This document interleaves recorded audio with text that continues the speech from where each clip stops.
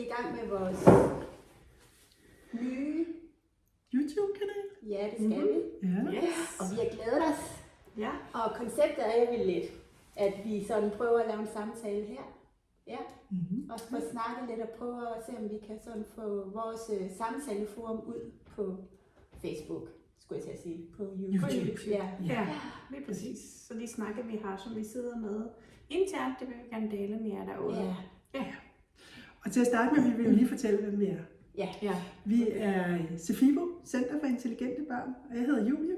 Og jeg hedder Rikke. Og jeg hedder Ingvild. Ja. Og vores tema i dag, det er Nysgerrighed og videbegær hos højt begavede børn, som jo er sådan en kæmpe drivkraft hos højt begavede børn, og et kerneelement i det at være højt begavet. Så det vil vi sådan snakke lidt om i dag. Jeg tænker, det er lidt mere end nysgerrighed og videbegær.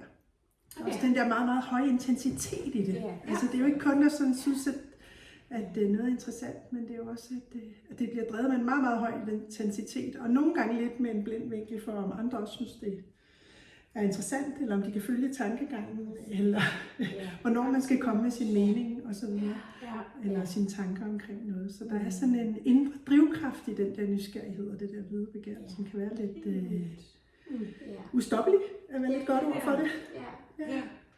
Ja, og en sådan toægget sværd på en eller anden måde, som både er en kæmpe gave, og som også kan være en sårbarhed i det sociale på en eller anden måde.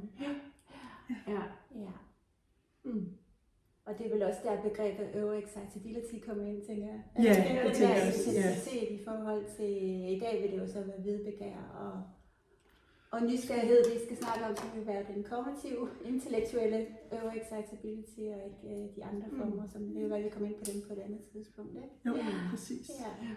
Jeg overholder på med det.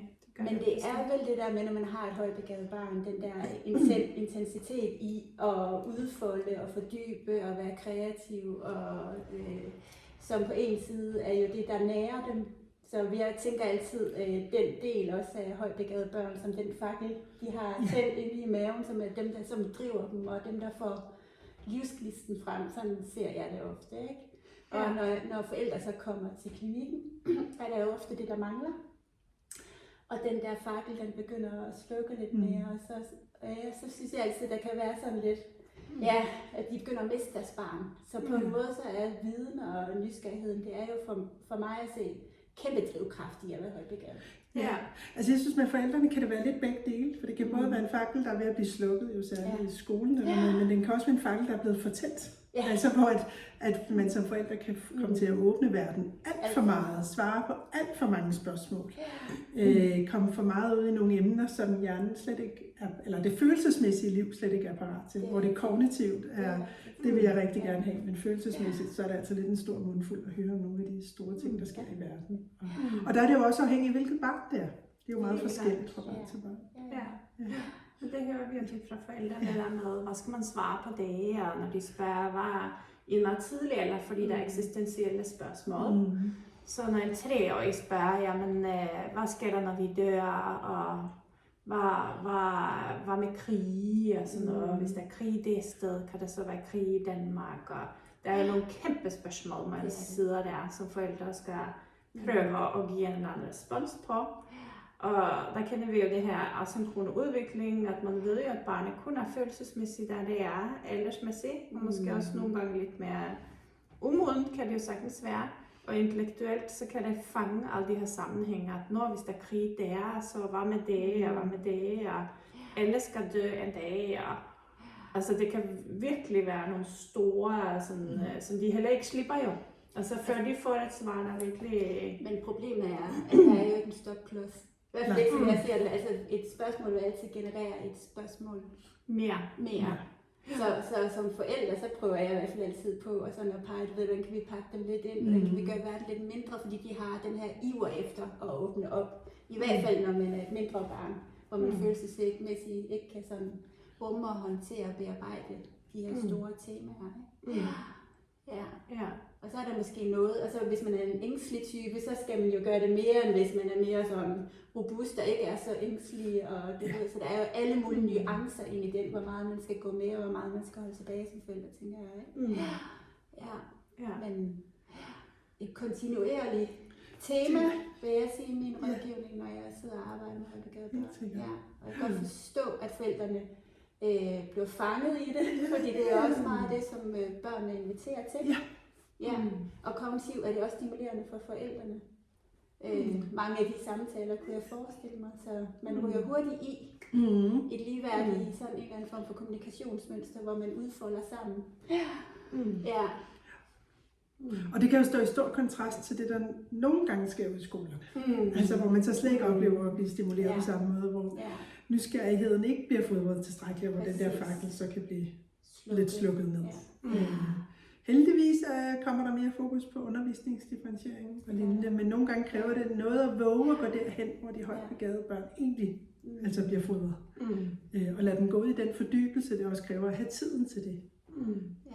Fordi de skal kunne nogle gange dykke ret langt ned i dem, ikke? Før de rigtig oplever, at nu lærte jeg noget nyt, eller nu bliver jeg mere nysgerrig på det her.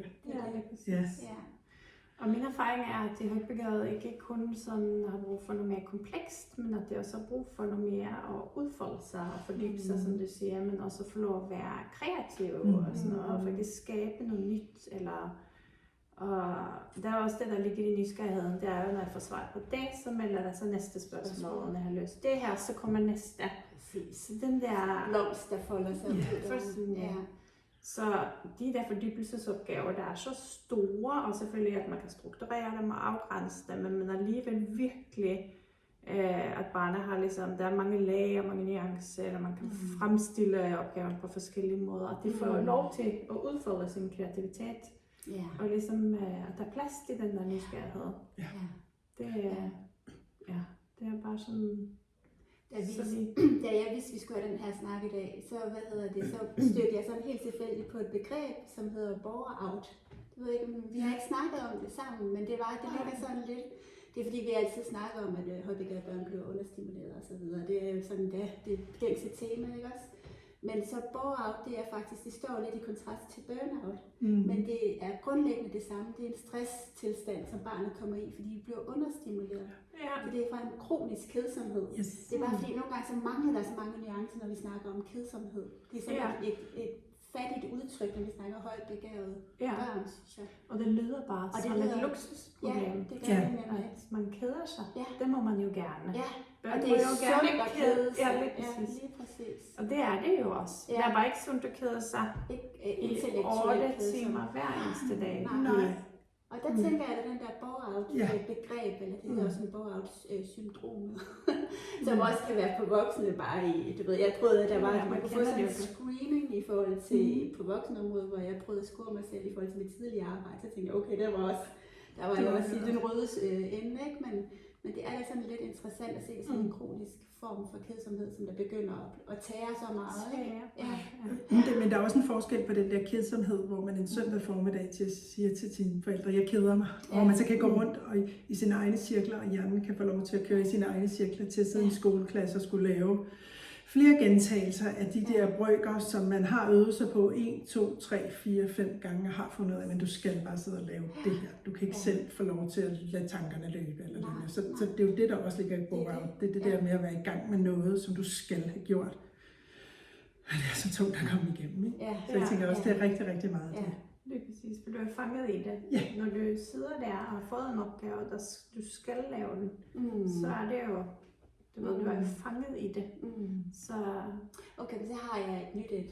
Fordi at helt tilfældigt i går, så kom der et feed op på min Facebook, i forhold til, at det var en psykolog over i USA, som har snakket om gifted children og højbegavede børn i forhold til effortless, at de har et meget anstrengt forhold til effortless, altså det der med at gøre sig umage, eller vedholdenhed og hvor man, når man er normalt begavet, så vil man jo se det som en styrke, og det kan de sagtens være i, og så bliver de dygtige på den anden side, men højbegavede børn, som vi ved, kan jo godt have lidt svært ved at være i noget, der ikke kommer nemt til den første gang. Men hendes teori var så, at højbegavede børn har svært ved effortless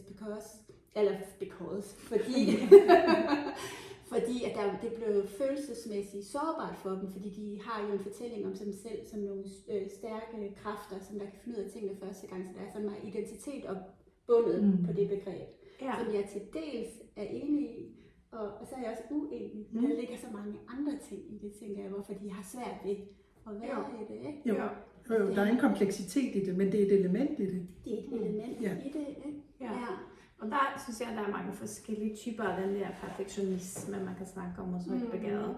Der er jo nogen, der har svært ved det med, når det ikke er noget fast eller facit, eller noget meget tydeligt, der er at lykkes med noget. At de er selvkritiske, der er næsten alle højt begavede børn, synes jeg har den form for selvkritik, der er ret hæftig. Så når man ikke helt ved, hvad er det der er at lykkes med den her opgave, hvornår det er færdig, hvad er det at præstere godt her.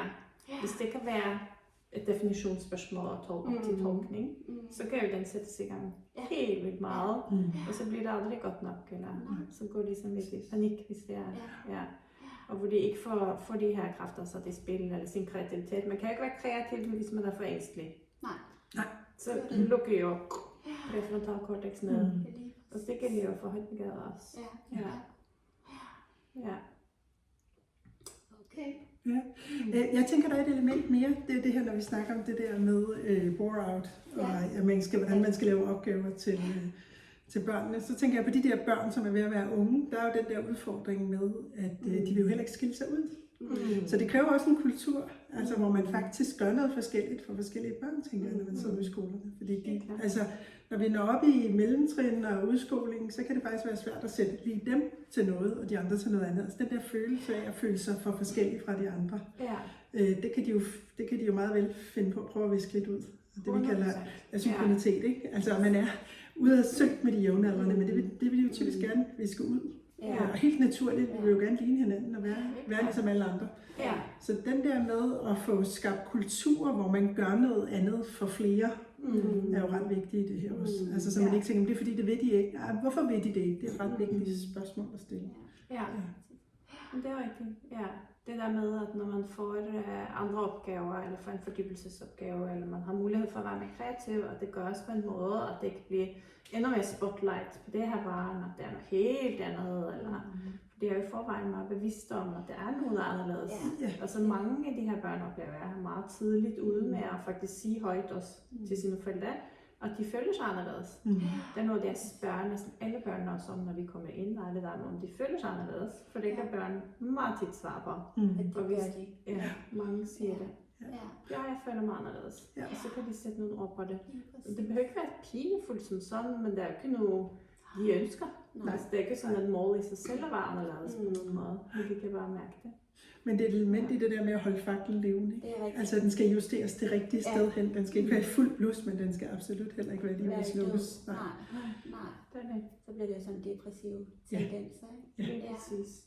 Jeg tænker tit det der med, at ens potentiale, hvis det ikke bliver forløst, eller får mulighed for at vokse og være der, og sådan noget, så bliver det pinefuldt. Altså for de fleste mennesker vil ens potentiale, man vil kunne mærke, hvad ens potentiale ligesom er, og når det så ikke får lov til at udfolde sig, så vil det være en slags dvale, du har potentiale. Potentiale dvale. Det er jo pinefuldt på en eller anden måde.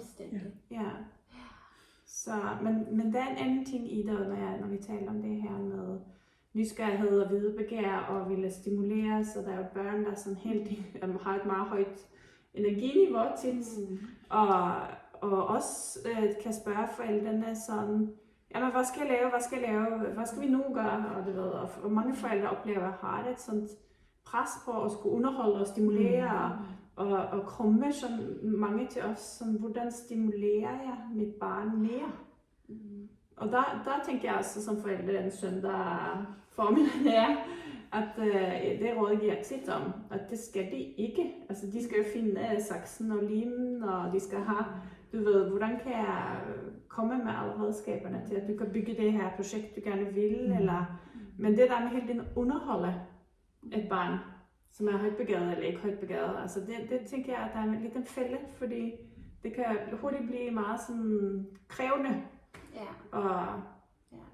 Og jeg tænker, når børn får at vide, at jeg ved ikke, hvad du skal lave nu, det må du selv, du ved, så starter der en motor op.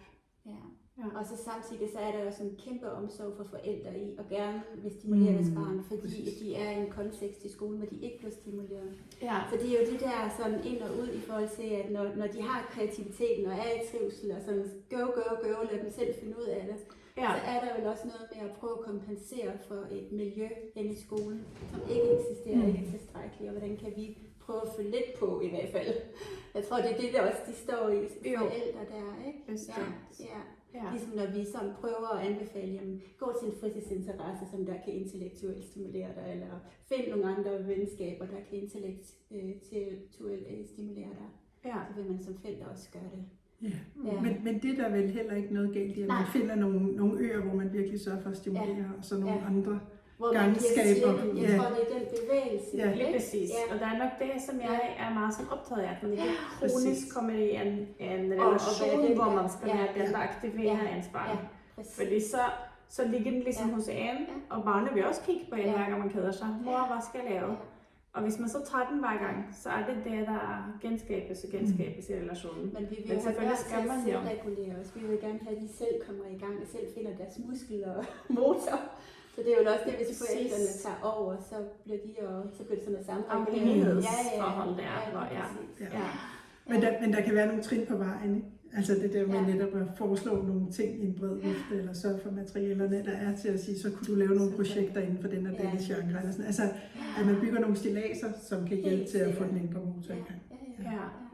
Og det var nysgerrig på nogle arenaer, som er aktivitetsbestemte, rollespil eller skak, eller hvad det kan være. Og prøve nogle arenaer af, og se, er det et godt fællesskab for dig? Er det, hvis det sociale for eksempel ikke spiller, så er det en super god ting at gøre.